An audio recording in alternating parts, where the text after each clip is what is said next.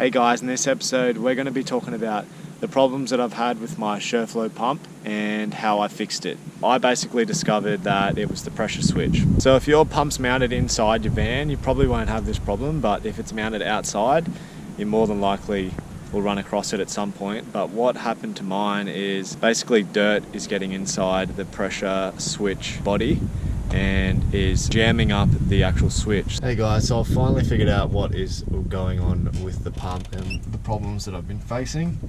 So it's not working again and I want to know why. So what I've done is I've taken off the pressure switch. This is the feed cable, the 12 volt feed, and that's the 12 volt switch wired to the pump motor. So what I've done is taken this off, and I want to test. Yes, I'm getting a feed, so I'll show you that. My negative prong is in my negative BP and my positive prong is in my feed. And that's to prove that I've got 13.2 volts, so I definitely have a feed here. Now what I need to do is test that on the other side of this switch.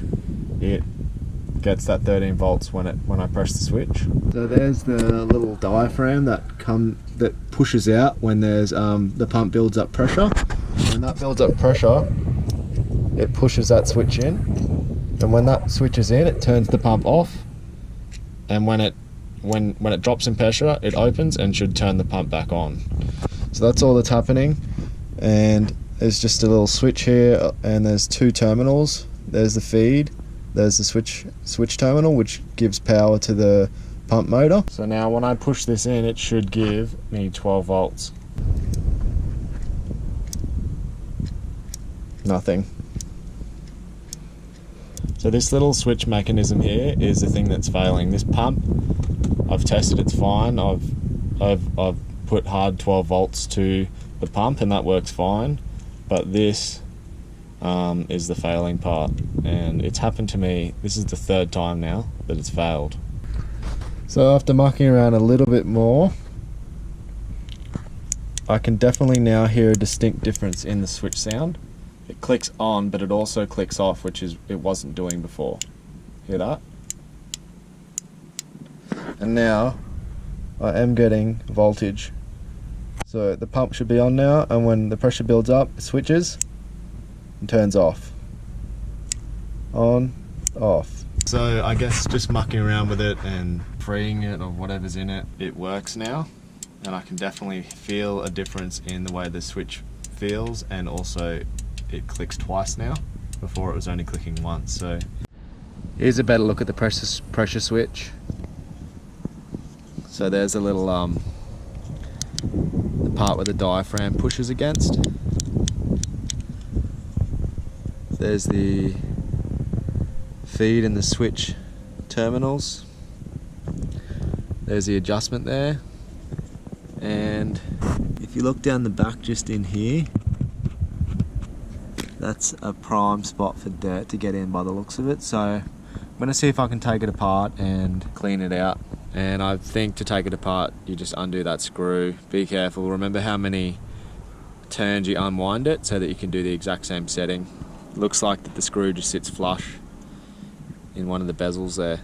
So I've taken the screw all the way out, and the mechanism, the body still doesn't come apart, and I don't want to force it open. So I'm going to put the screw back in, and then I'm going to put super glue around these edges here to seal that, and put something in there, like a bit of silicone or something just in there, in that hole, to block that entry there, and hopefully that will stop dust getting in. So here's what I've done. I've put a bit of Sikaflex, marine Sikaflex, in that tiny little gap there. Probably would have used silicone normally, but that's all I had. And I've used PVC glue. It's what you normally use to join conduits and stuff together, electrical conduits and plumbing pipes. I've used that around the edges to seal it.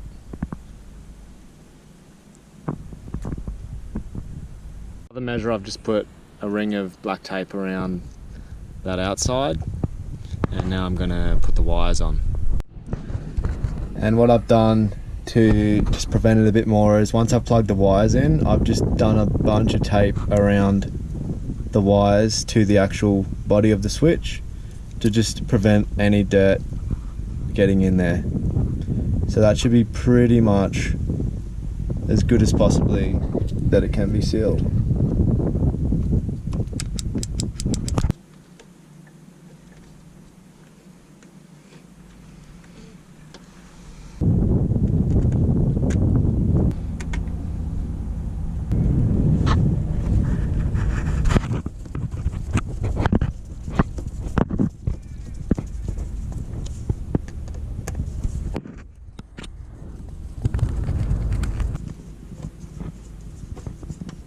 Do you want to turn the pump on now?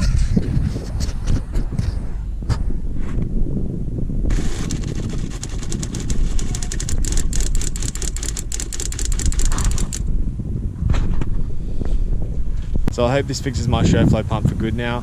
If you have the same problem, maybe give this a go. I hope it helps. Thanks for watching this episode and see you guys in the future. See ya.